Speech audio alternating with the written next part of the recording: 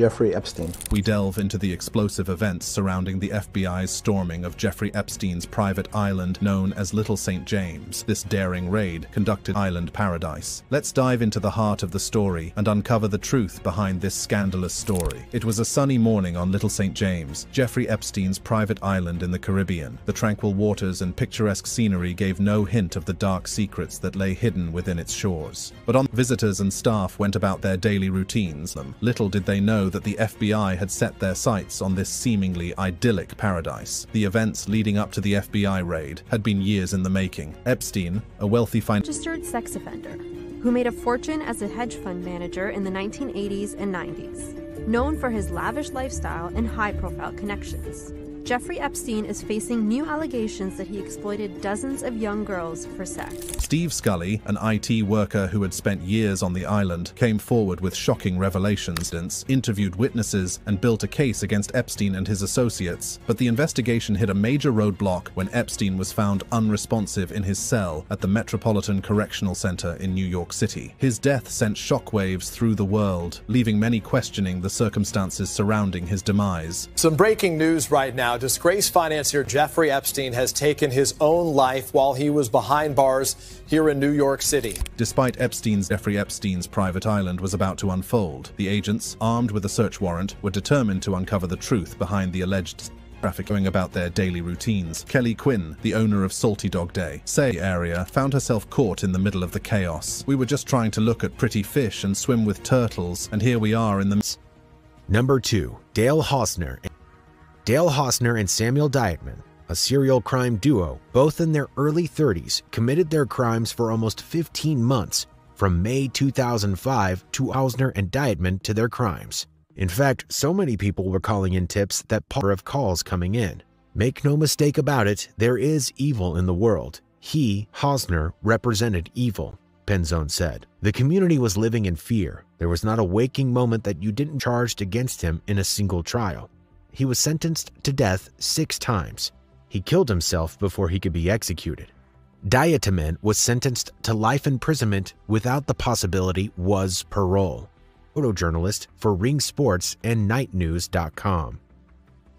Number 3. According to one salary website, receives about $47,000, but a senior agent might earn more than $130,000 a year. On a dark road nicknamed Lover's Lane, suddenly a man appears out of nowhere and orders the love-struck teens to get out of the vehicle. Faraday gets out first, at which point he shouts. This was the work of the Zodiac, perhaps America's most mysterious killer. A many newspapers received a letter, each from a person who claimed he was the killer. In the letters, the person included a cryptogram, humans for sport. His victims, he wrote, would become his slave in the afterlife. More brutal murders and bewildering letters. The killer was playing with the cops. He was needling them, trolling them. So much so that he drove some investigators nearly out of their minds. And then, anyway, it's taken 51 years to finally solve the puzzle, an abridged version of this rather long and very disturbing tale. Spoiler alert, the cops never caught him. Should they have? You can tell us at the end.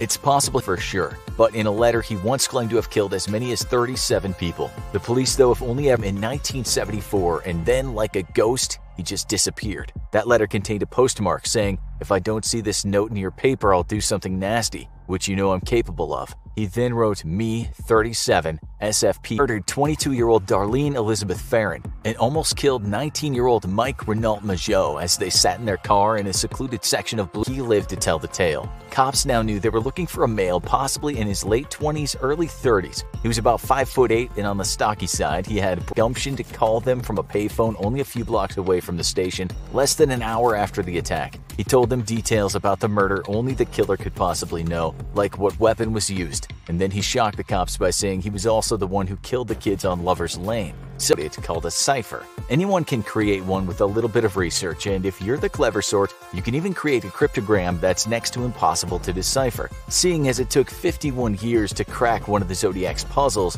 well, you say criticize him all you want for his brutality, but you can't underestimate the man's brain power. His first cryptogram was the 408, which is called that because that's how many total symbols are in it. It was published by the San Francisco Chronicle and 2 other newspapers that were each sent different parts of the puzzle, and the public was asked to solve it. A couple of teachers in California named Donald G. Man is the most dangerous animal of all. To kill something gives me the most thrilling experience. It's even better than getting your rocks off with a girl. Being very clever, the Zodiac may also be suffering from mental illnesses, and he wasn't finished killing. Just over a month later, he struck again. This time, he picked on 2 Pacific Union college students from hell walking toward their very secluded spot. It was a man. They couldn't see his eyes, though, due to the fact that he was wearing sunglasses over the mask's eye holes. If that wasn't frightening enough, he was also wearing what looked like a child's bib.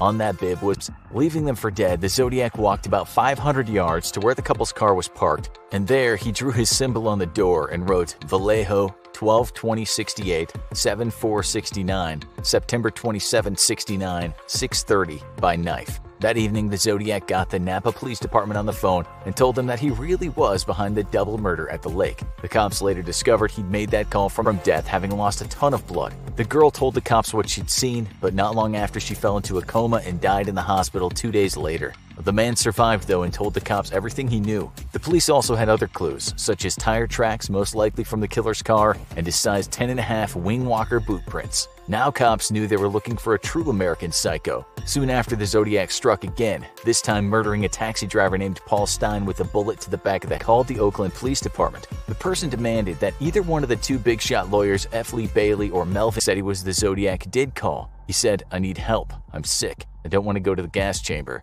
And he even This time, it was a cryptogram containing 340 characters, which came to be known as Cipher 340, and it proved to be too difficult for the best minds in the world. What the killer had created was something special, something so annoyingly difficult that after years of trying and failing, the puzzle was forgotten by most code crackers. Maybe it was meaningless, they thought, an assumption that put their frustrated minds at ease. But then in 2000, a computer programmer from Belgium named Jarl van Eyck and an Australian mathematician named Sam Blake. Their hard work finally brought Cipher was to manipulate the symbols and see how they could be transposed, and Aranchak did the rest. The team said at times they'd get somewhere with the puzzle and they'd find a word and looked at hundreds of thousands of different manipulations of the text. Then on a Thursday morning at the beginning of December 2020, a variation of the text, even more Zodiac-esque phrase, "Hope you're trying to catch me." That was a signature Zodiac taunt. If those phrases were actually complicated, they realized they had to look at the puzzle and read it in a diagonal fashion, 1 and over to the right 2 spaces in puzzle.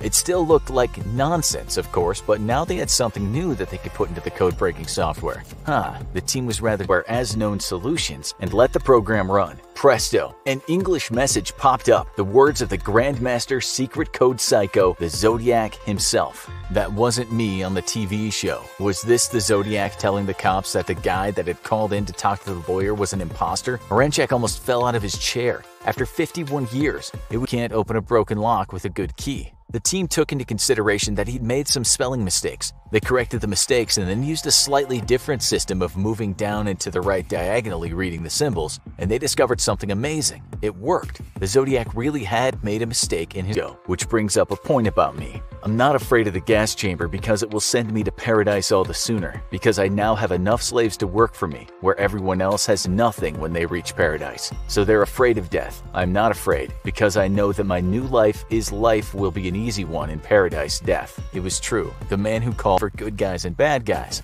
The team didn't waste any time in contacting the FBI to alert them that they'd cracked the puzzle. The FBI subsequently issued America's most confounding serial killer. The message doesn't really help the investigation at all, which the FBI says is still. Being short doesn't make a cipher easier, though, far from it. Because it's short, there are fewer clues for a key. The 340 cipher team has tried to crack those remaining puzzles, but suspects that because it's so short, unless new information is discovered, it's likely a hopeless task. And so while the code is cracked, states its premier law enforcement agency and has responsibilities that range from are formulas for secret ink and techniques for opening sealed envelopes without leaving a trace.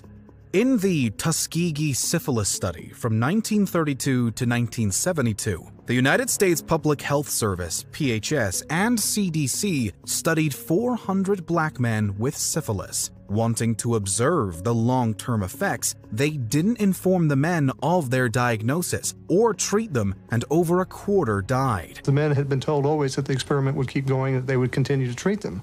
The study ended when a whistleblower within the PHS went to the press. In 1933, 6,700 Russian prisoners were sent to Nazinsky Island in Siberia and told they were to cultivate the island and build a settlement. In reality, they were abandoned with almost no supplies, leading to violence and cannibalism. The Nazinsky tragedy saw around 4,000 die of murder, starvation, and disease. In 1936,